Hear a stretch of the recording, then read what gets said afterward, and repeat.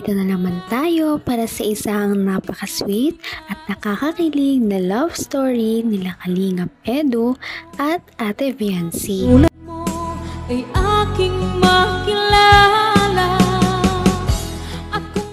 Para sa pagpapatuloy ng ating love story ay dumayo ang Kalingap team para kay Ate Viancy dahil meron silang pupuntahan ngayong araw na sobrang halaga.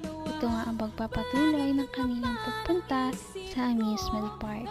Sobrang layo talaga ng kanilang binyahe dahil halos 10 oras daw sila na bumiyahe patungo sa kanilang pupuntahan.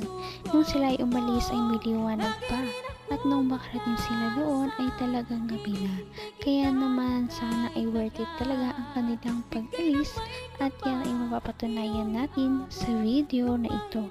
Marami din tayong magsusubaybayan ng mga kilig moments ng EDC Love Team, kaya naman yan ay inyong aabangan.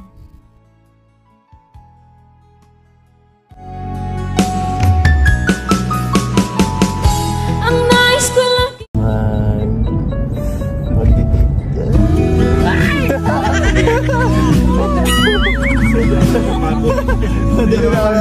kasama kita. Hindi ko naramdaman ang pagod. Basta kasama lang kita. Hindi ko naramdaman ang antong. Basta kasama kita. Antong-antong ka na kanina pa yung J-Brad. Ikaw kasi ang aking bukas. Kapon at ngayon. Ikaw ang aking buhay. City screaming, we're not coming home tonight. We're living quick in this world, gonna get it right now. Bukas na lang po kami magala kasi gabi na. At antok na ang lahat eh, wala nang energy.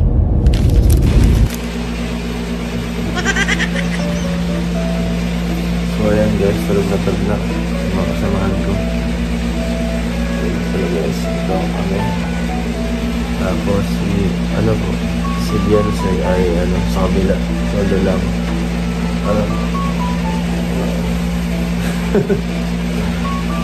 Kami na sigurado. Sana mag-enjoy sila lahat sa gawin natin.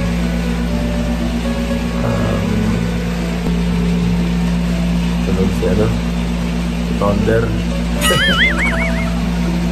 kung ano ako'y tanggap mo na, hindi ka rin nag-alinlangan pa. Kilig overload talaga ang mga nangyayari kahit hindi pa man din sila nakakababa ng sasakyan. Ano pa kaya kung makapunta na sila sa kanilang pupuntahan? Ngunit bago sila makarating doon ay syempre gumabi na at nagpahinga na muna sila. Ikaw lang ang tinitipon. Tunog si Thunder. At si Brad. So ayun mga kalingap, tapos na po kayo mag-asikaso. Tawagin na po natin si Kuya Boss E. Ay Kuya, tara na Kuya at nakasikaso na po kami. Nasilip mo na ba? Si YP mo? Base na ba yun? Di ko rin alam kung naka-base na siya eh. Walang tinanggal na namin yung mga gamit namin, binaba ko na yung maleta. Mga alas 15 sila pati eh. Dapat tanda tayo kasi eh. Nag-ahabol din tayo sa oras ngayon eh. Hindi naman tayo dito, mabisita lang talaga tayo dito eh. Hindi naman tayo talaga ma-stay dito naman tayo. Gusto ko lang talaga dito pakita yung lugar at na-miss ko na ito. At sa siyempre, para makita rin yan. Room service! Galit! Room service!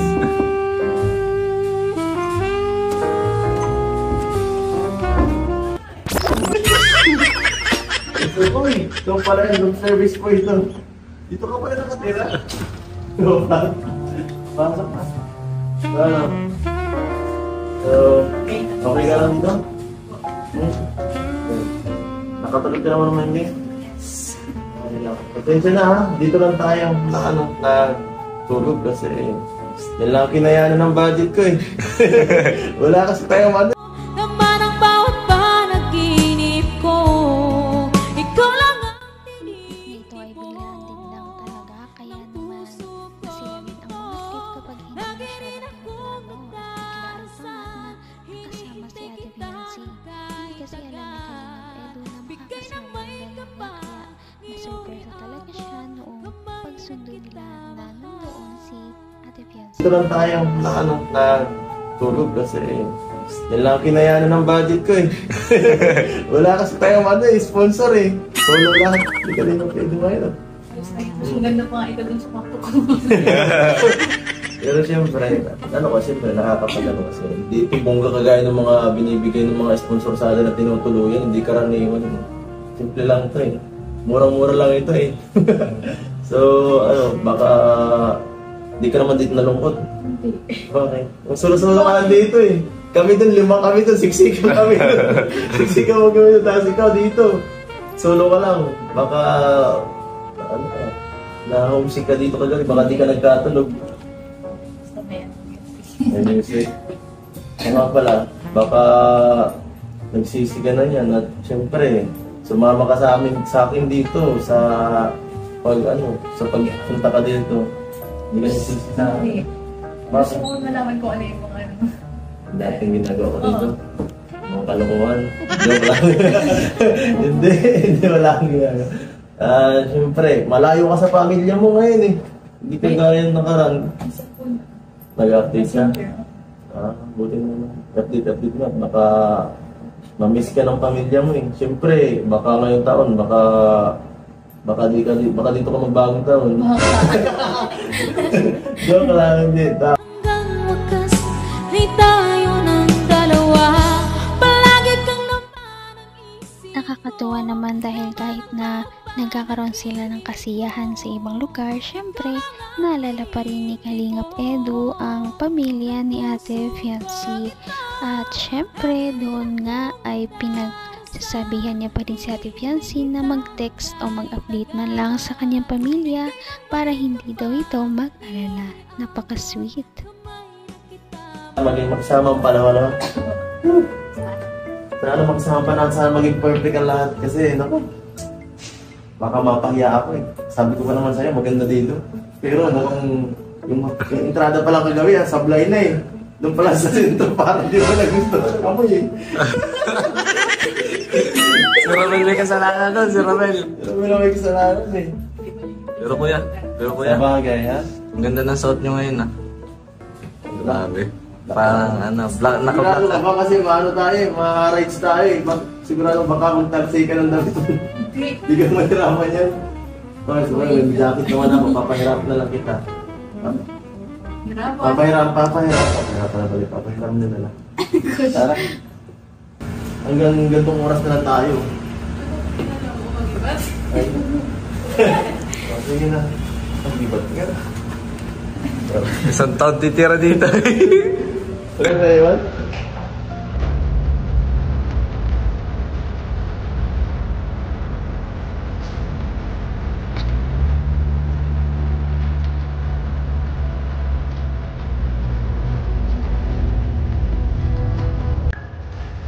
Dito na lang. Ako, iwan.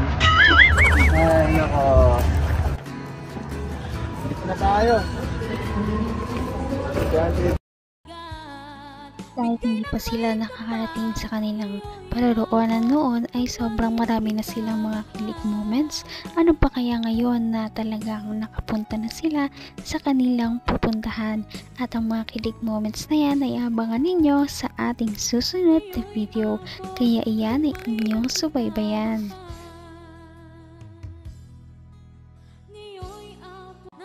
Napaka-sweet talaga nila at napakabait ng tambalang ito kaya maraming sumusuporta. Kaya naman sana ipatuloy natin silang suportahan at mahalin si Fiancé, si Kalingap Edu at ang Kalingap team. Yun lamang at maraming salamat sa panonood. Abangan natin kung magkakatuluyan ba talaga si Kalingap Edu at Fiancé. Hanggang sa muli! Bye! Ngayon'y abot